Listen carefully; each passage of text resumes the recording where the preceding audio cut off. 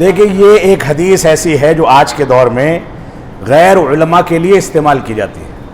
اللہ کے نبی صلی اللہ علیہ وسلم نے کیا فرمایا؟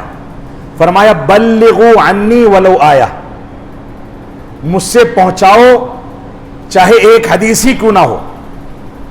تو کیسے پہنچائے گا آدمی؟ جب کسی عالم سے سیکھے گا تب تو پہنچائے گا۔ خود یہ حدیث اس بات کی دلیل ہے کہ ہم عالم سے سیکھیں اس کے بعد پہنچائیں۔ بلغوا عنی ولو آیا سے مراد یہ ہرگز نہیں ہے کہ آپ کتاب پڑھ لیں اور لوگوں کے سامنے اس کی شرح و تفسیر بیان کریں۔ آپ کتاب پڑھ کے کوئی حدیث پڑھیں، کسی عالم سے بیٹھ کر کے اس کے مفہوم کو سیکھیں، اس کے بعد دوسروں تک من وعن اتنا پہنچائیں جتنا آپ نے عالم سے پوچھا ہے اور سمجھا ہے، اگرچہ آپ عالم نہیں ہیں۔ بلغوا عنی ولو آیا کے تحت وہ افراد تو آتے ہیں جو افراد عالم نہ ہوں یا علماء نے ان کا توصیہ یا تزکیہ نہ کیا ہو، لیکن وہ کسی مسئلے کو پختگی کے ساتھ سیکھ کر کے سمجھ کر کے اور اس کے سارے اتار چڑھاؤ کو علماء کرام کی مجلس میں بیٹھ کر کے سمجھ لیں اور سمجھ کر کے جو کچھ سمجھا ہے من وعن دوسروں تک پہنچا دیں، تب تو بلغوا عنی ولو آیا کے تحت غیر علماء بھی آئیں گے۔ لیکن آج کے دور کی پریشانی کیا ہے؟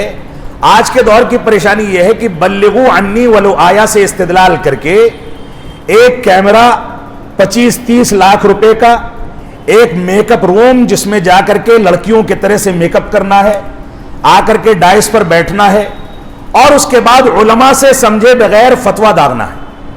یہ ہمارے غیر علماء واعظین کا وتیرہ بن گیا ہے، جس کے نتیجے میں غلط رہنمائی ہوتی ہے اور لوگ گمراہ ہوتے ہیں۔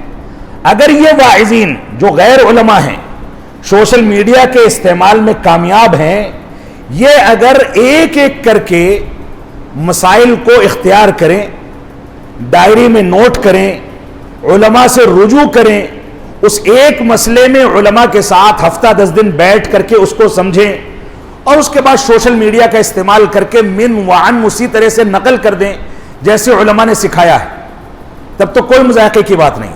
لیکن اپنی طرف سے فتویٰ دیں، اپنی طرف سے رائے قائم کریں، اپنی طرف سے اس کی توجیہ و تعویل پیش کریں، تو اس کا اختیار ان کو کسی بھی صورت میں نہیں دیا جا سکتا۔